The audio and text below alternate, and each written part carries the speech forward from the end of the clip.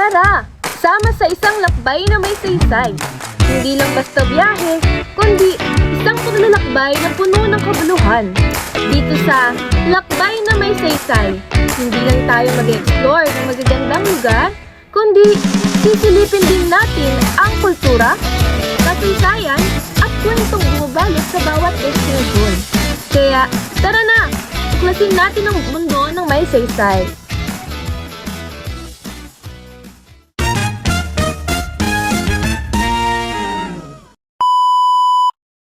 Ibida natin ang simbahan ng Antipolo o ang pilgrimage capital of the Philippines. Ito ang Antipolo Cathedral. Ito rin ang luklukan ng diocese ng Antipolo na may saklaw sa lahat ng parokya sa lalawigan ng Rizal. Ito ay karatig na lungsod ng Marikina. Dinadagsa ito ng mga biyahero at nagpapabendisyon ng mga sasakyan nila para sa biyaya at malayo sa kapahamakan. Tara, sama sa isang lakbay na may saysay. Hindi lang basta biyahe, kundi isang paglalakbay na puno ng kabuluhan. Dito sa lakbay na may saysay, hindi lang tayo mag-explore ng magagandang lugar, kundi sisilipin din natin ang kultura, kasaysayan at kwentong bumabalot sa bawat destinasyon. Kaya, tara na, tuklasin natin ang mundong may saysay.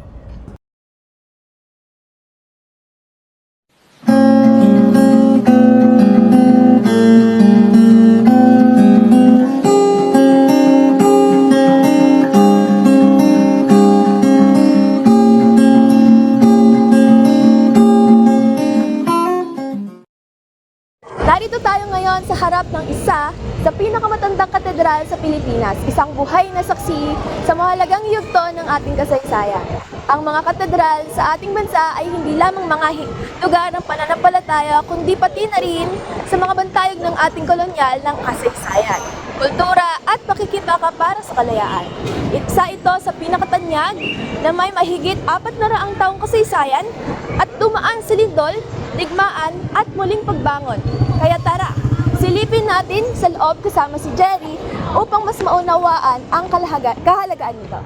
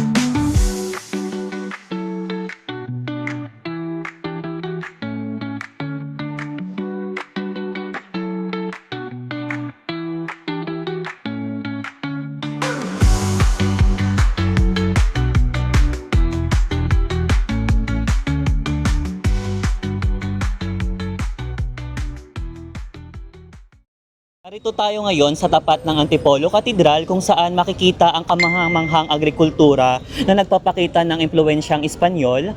Ang mga katedral na tulad ng Manila Cathedral at San Sebastian Basilica ay naging sentro ng pananampalataya ng mga Pilipino mula po noong panahon ng Kastila at sa kasagsagan ng revolusyon na naging tagpuan ito ng mga bayani at revolusyonan na nag-aalay ng kanilang panalangin bago sumabak sa laban para sa kanilang kalayaan, and hanggang ngayon patuloy itong sinisimbolo ng katatagan, pananampalataya at kasaysayan ng ating bansa.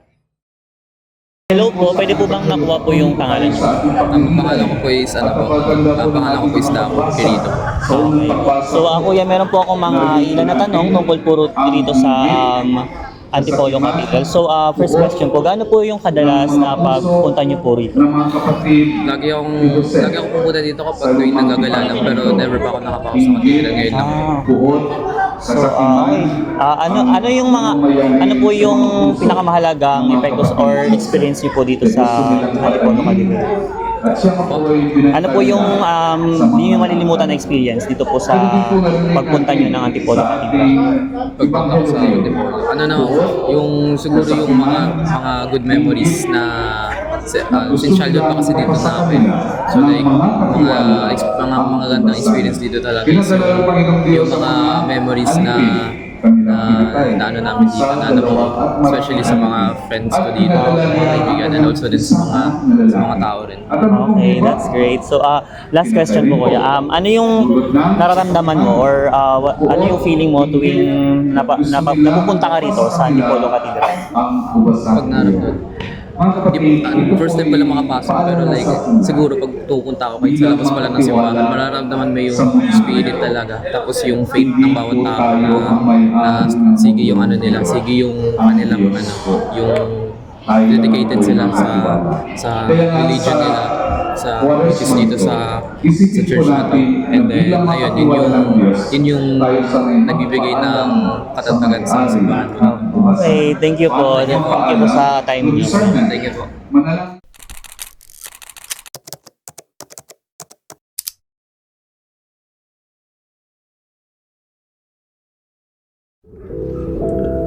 Nagtungo ang aming team sa isang lugar na kung saan ang mga puso ng Marikenyo ay matatagpuan sa isang pamanang nagpakilala sa mayamang kasaysayan at kultura ng lungsod ng Marikina, ang Kapitan Moy. Isa itong makasaysayang tahanan na hindi lamang nagbigay ng inspirasyon sa industriya ng sapatos, kung hindi, nagsilbing saksi rin ito sa mahalagang kaganapan ng ating nakaraan. Ngunit sino nga ba si Kapitan Moy? At ano ang kahalagahan ng gusaling ito sa kasalukuyan? Tara, samahan niyo ako sa isang paglalakbay upang tuklasin ang kwento sa likod ng Kapitan Moy.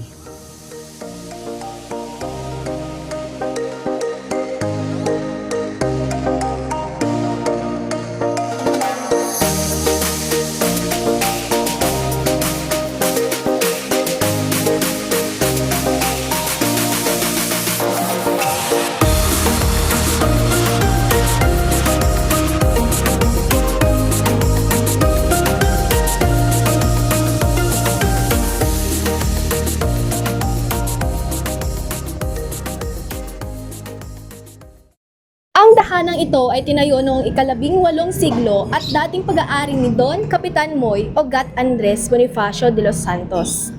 Nakilala bilang ama ng industriya ng sapatos sa Marikina. Sa ilalim ng kanyang pamumuno, naitanyog ang kauna-unahang sapatos na gawa sa lungsod na naging simula ng Marikina bilang shoe capital of the Philippines.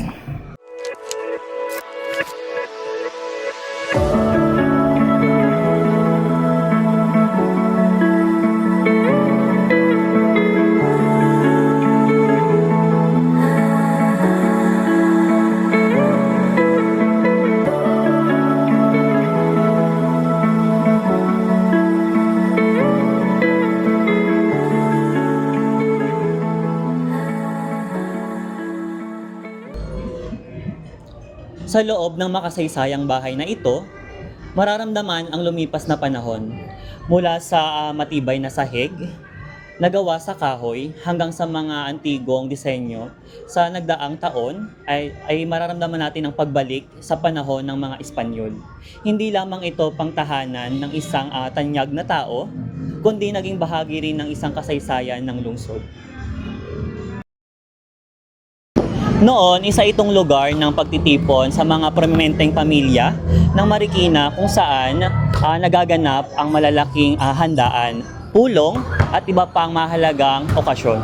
Sa paglipas ng panahon, ang Kapitan Moy ay nagkaroon ng iba't ibang kagamitan para sa mga mahalagang kaganapan ng isang tao or sa bawat pamilya, hanggang sa pagiging pampublikong gusali na nagsisilbing tanggapan sa sentro ng kultura. Ang Kapitan Moy ay hindi na lamang isang lumang bahay. Ito na ay isang bahay na alaala ng kasaysayan ng Marikina na kasalukuyan ito ay kusina ni Kambal, isang sikat na kainan na nagpapakilala ng masasarap na pagkaing Pilipino. Maraming turista at residente ang dumadayo rito, hindi lang upang tikman ng luto Pilipino, kundi upang maranasan ang diwa ng nakaraan sa isang makasaysayang lugar. Ngayon, ang Kapitan Moy ay hindi na lamang isang lumang bahay. Ito ay isang buhay na alaala ng kasaysayan ng Marikina. Sa kasalukuyan, ito ay nagsisilbing isang pook pangkultura at tahanan ng kusina ni Kambal, na ngayon ay tinatawag siyang Cafe Kapitan Restaurant. And isang sikat na kainan na nagpapakita ng masasarap ng pagkaing Pilipino, and maraming turista at residente ang dumadayo rito, hindi lamang upang tikman ang lutong ulam ng Pilipino, kung hindi upang maranasan ang diwa ng nakaraan at ng isang makasaysayang lugar. Ang Kapitan Moy ay mahalagang bahagi ng ating kultura at kasaysayan. Dahil maski ang mga pader ng Kapitan Moy ay may kanya-kanyang kwento. Mga kwentong nagpapakita ng sipag, tiyaga, at tagumpay ng mga Marikenyo. Isa rin itong patunay sa kasaysayan na hindi lamang dapat alalahanin, kung hindi dapat ding ipagmalaki at ipreserba para sa hinaharap. Magandang araw! Andito tayo ngayon sa Shoe Museum na kung saan magbibigay tayo ng katanungan at maaari ba naming malaman ang iyong pangalan? Ako si Migo Santos. Ang una naming katanungan ay, ano ang pakiramdam mo tuwing napapadaan ka o pumapasok sa Kapitan Moy? Masaya dahil meron tayong lumang gusali pa dito sa Marikina, tulad nga ni Kapitan Moy na ilang dekada na ang dinaan, pero ngunit yung pagiging tayo nung gusali ay luma pa din. Kumbaga hindi siya pinalitan ng mga modernong disenyo sa ngayon. Pangalawang katanungan, mayroon ka bang espesyal na alaala sa lugar na ito? Para sa akin, ako wala, pero sa family ko meron yung tatay ko, dahil nung dati, naabutan niya na school pa yung Kapitan Moy dati, na ngayon ay isa na siyang parang restaurant na kapehan, gano'n. Sa aming pangatlong katanungan, ano ang masasabi mo sa pagpapanatili ng gusali bilang isang heritage site? Ang masasabi ko lang ay maganda, dahil unang-una na pangalagaan nila kahit ilang bagyo na yung dumaan. Ayun. Ayan. Sa muli, dito nagtatapos ang ating katanungan. Maraming salamat, Nico San.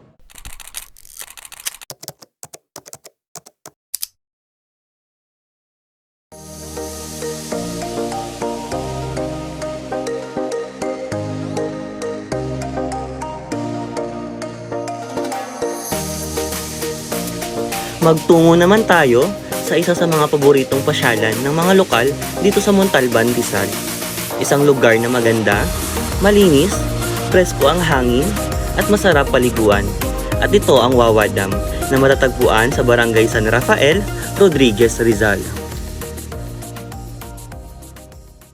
Nandito kami ngayon sa Barangay San Rafael sa Montalban, Rizal. Minaybay natin ang mahabang daan patungo sa Wawa Dam mula sa Kapitan Moy hanggang sa Marikina, kilala sa paggawa ng sapatos. Andito naman tayo ngayon upang masaksihan ang likas na yaman ng lugar na ito sa Montalban. Kaya Tara na at ating pagmasdan ang ganda ng kalikasan ng Wawa Dam.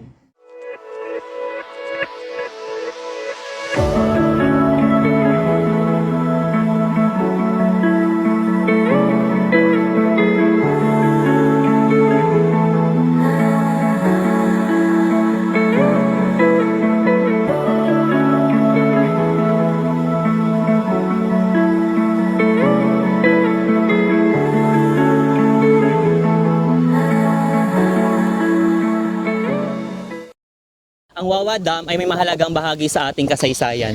Malapit ito sa kabundukan na naging tagpuan ng mga laban ng ating ninuno, laban sa mga Espanyol. At sa pamumuno nga ni General Emilio Aguinaldo, ang dam na ito na dati ring pinagkukunan ng tubig na ngayon ay isa na ring pasyalan. makikita natin ngayon ang napakagandang tanawin ng Wawa Dam. Simula noon hanggang ngayon, nananatili itong malinis at maayos dahil sa pangangalaga ng mga residente. Lalong sumisikat ang Wawa Dam dahil sa taglay nitong likas na kagandahan at kasaysayan. At ngayon nga ay naririto na kami sa Wawa Dam na kung saan ay gumamit kami ng panlupang sasakyan kagaya ng motor o jeepney.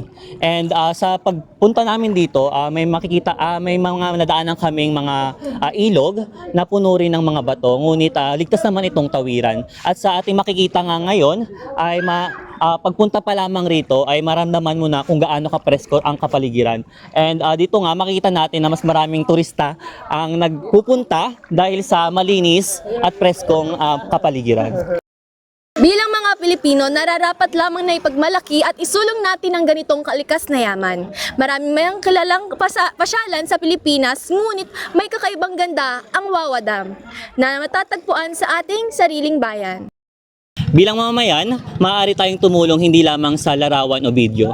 Sa pamamagitan ng pananatili ng kalikasan na malinis at maayos, maaari tayong makatulong. Kaya tara na, halina't tuklasin nating muli ang kagandahan ng Wawa Dam dito sa Montalban, Rizal.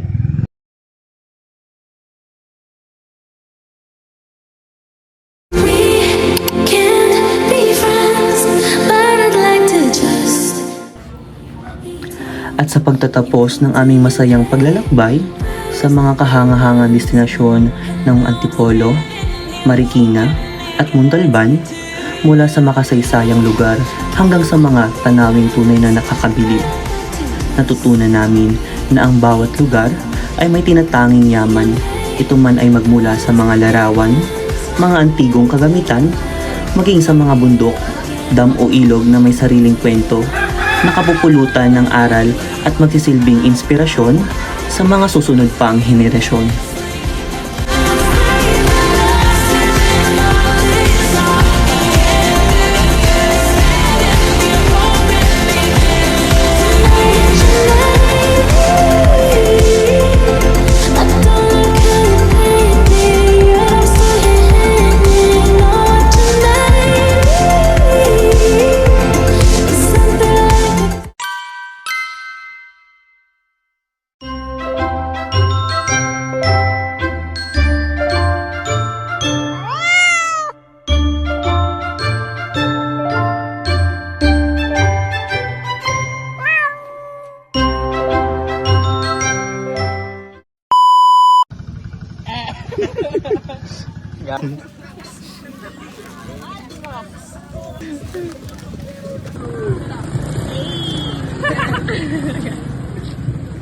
Ano?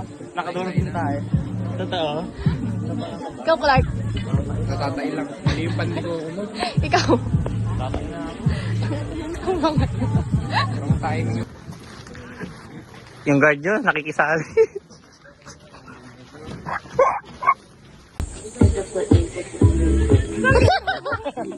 Ganda, Jay.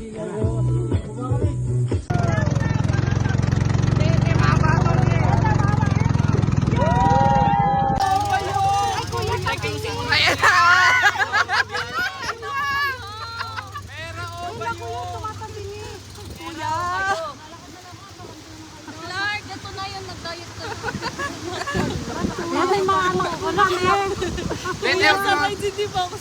Kuya, walo yung anak ko. Kuya, malalim ba ito, kuya?